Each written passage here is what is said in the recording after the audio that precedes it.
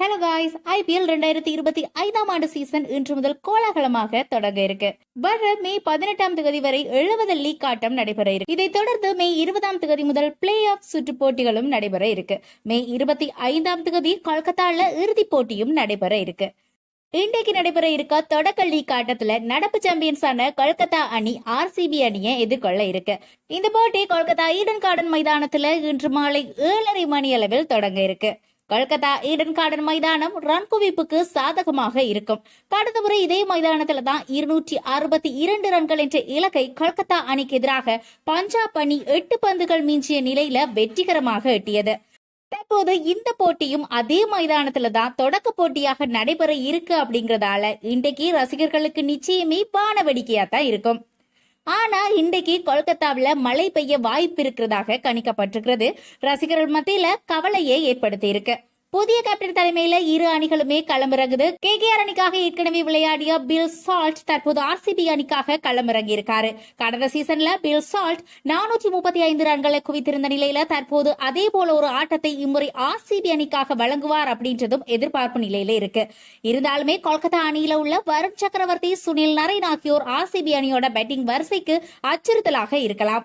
இருந்தாலுமே RCB அணியிலையும் Bhuvneshwar Kumar, Hazlewood, ஜாஸ் தயாள், குர்னல் பாண்டியா போன்ற பந்து வீச்சாளர்களும் இருக்காங்க. ஆர்சிபி அணியோட புதிய கேப்டனாக ரஜத் பாடிதாரும், கேகேஆர் அணியோட புதிய கேப்டனாக ரஹானேவும் வெற்றியுடன் தொடரை தொடங்குவாங்க அப்படின்ற எதிர்பார்ப்பு எழுந்திருக்கு. இந்த போட்டிகள் அனைத்துமே ஸ்டார் ஸ்போர்ட்ஸ் தொலைக்காட்சியில நாங்க பார்க்கக்கூடியதாக இருக்கும். ஜியோ ஹாட்ஸ்டார் ஓடிடியில இந்த போட்டிகளையும் பார்க்க முடியும். ஜியோ வாடிக்கையாளர்கள் ரூபாய் 299 உங்களுடைய நம்பருக்கு ரீசார்ஜ் செய்யறதால டிஸ்னி ஹாட்ஸ்டாரை இலவசமாக பார்க்கிற வசதி வழங்கப்பட்டிருக்கு.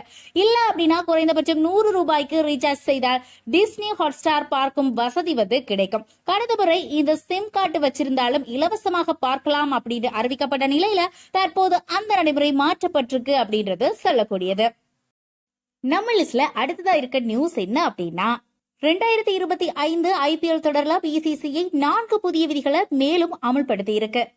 மேலும் கிரிக்கெட் வீரர்களுக்கு உற்சாகத்தை அளிக்கும் வகையில சம்பளத்துக்கு மேல வருமானம் அளிக்கும் புதிய விதிமுறைகளையும் அமல்படுத்தி இருக்கு.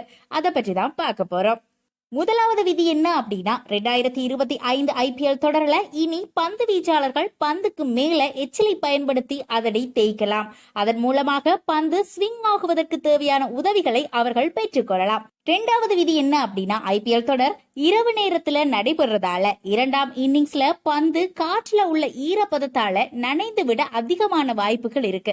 அதனை தவிர்க்கிறதுக்காக 11வது ஓவர் முதல் 2வது புதிய பந்தை பெற்றுக்கொள்ளலாம். பந்து வீசும் அணியோட கேப்டன் அம்பையரிடம் 2வது பந்தை பெற்றுக்கொள்ள நிச்சயமாக முறையிட்டால் அந்த அம்பையார் நிச்சயமாக முதல் 10 ஓவர்களில் பயன்படுத்தப்பட்ட பந்து எந்த நிலையில் இருந்ததோ அதற்கு இணையான ஒரு பந்தை தெரிவு செய்து கொடுக்கலாம். காற்றின் ஈரப்பதம் இருக்கிறதோ இல்லையோ பந்து வீசும் அணியின் கேப்டன் புதிய பந்தை கேட்டால் அம்பையார் நிச்சயமாக அதனை கொடுக்க வேண்டும் என்பது குறிப்பிடத்தக்கது. மூன்றாவது விதி, இனி கேப்டன்களுக்கு ஸ்லோ ஓவர் ரேட்டுக்காக தடை விதிக்கப்படாது. அதற்கு பதிலாக அவர்களுக்கு டிமெட்ரி புள்ளிகளும் போட்டி சம்பளத்தில் 25% முதல் 75% வரை அபராதமும் விதிக்கப்படும். நான்காவது விதி, இனி ஐபிஎல் போட்டிகள்ல வைட் மற்றும் நோ பாலை ரிவ்யூ செய்யற முறை அமல்படுத்தப்பட்டிருக்கு. ஹாக்கி மற்றும் பால் ராங்கிங் தொழில்நுட்பம் மூலமாக இனி அம்பையர்கள் அல்லது வீரர்கள் நோபால் மற்றும் ஆஃப் சைட் வைடு பந்துகளை ரிவ்யூ செய்து கொள்ள முடியும். இந்த 4 புதிய விதிமுறைகளை பிசிசிஐ 2025 ஐபிஎல் தொடர் மூலம் அமல்படுத்த இருக்கு. இது தவிர்த்து ஐபிஎல் தொடர்ல பங்கேற்கிற வீரர்களுக்கு அவர்களுக்கு நிர்ணயிக்கப்பட்டுள்ள சம்பளத்தை தாண்டி ஒவ்வொரு போட்டியில் விளையாடுவதற்கும் ரூபாய் 7.5 லட்சம் ரூபாய் வழங்கப்படும். ஒரு வீரர் லீக் சுற்றில் 14 போட்டிகளில் விளையாடினால் அதன் மூலம் சுமார் 1 கோடி ரூபாய் வரை வருமானம் பெறக்கூடியது போல் இருக்கும். இந்த விதிகள் அனைத்துமே கிரிக்கெட் அணிகளுக்கும் வீரர்களுக்கும் சாதகமாக இருப்பதால் அனைத்து தரப்பினரும் மகிழ்ச்சி அடைந்துள்ளனர்.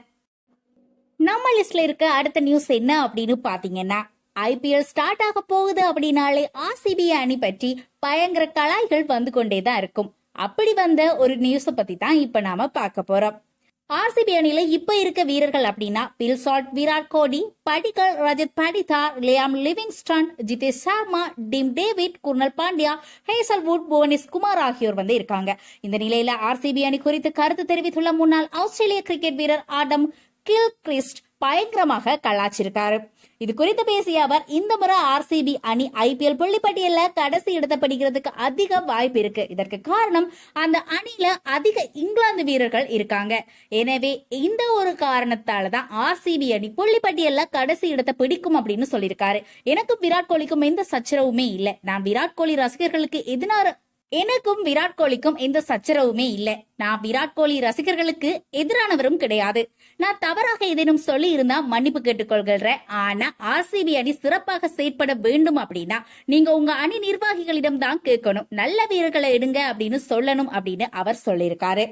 ஆர்சிபி அணியோட ஏலத்துல அதிக பணம் இருந்த நிலையில KL ராகுல் அல்லது ரிஷப் பண்ட் ஆகியோரை ஏலத்தில் எடுக்கணும் அப்படின்னு ரசிகர்கள் எதிர்பார்த்திருந்தாங்க. ஆனா இங்கிலாந்து வீரர் பீல் சால்டர் 11 கோடி 50 லட்சம் ரூபாய்க்கும், இங்கிலாந்து வீரர் லிவிங்ஸ்டன் 8 கோடி 75 லட்சம் ரூபாவுக்கும், இங்கிலாந்து வீரர் ஜாக்கப் பேத்தல 2 கோடியே 60 லட்சம் ரூபாவுக்கும் ஆர்சிபி அணி ஏலத்துல எடுத்திருந்தது. ஆர்சிபி அணியில 3 இங்கிலாந்து வீரர்கள் உள்ள நிலையில இதனை குறிப்பிட்டு தான் கிண்டல் அடித்திருக்காரு அப்படின்றது சொல்லக்கூடியது. இது போல சின்ன சின்ன ஸ்போர்ட்ஸ் நியூஸ் தெரிஞ்சுக்கணும் அப்படின்னா மறக்காம சேனலை சப்ஸ்கிரைப் பண்ணி ஃபாலோ பண்ணுங்க.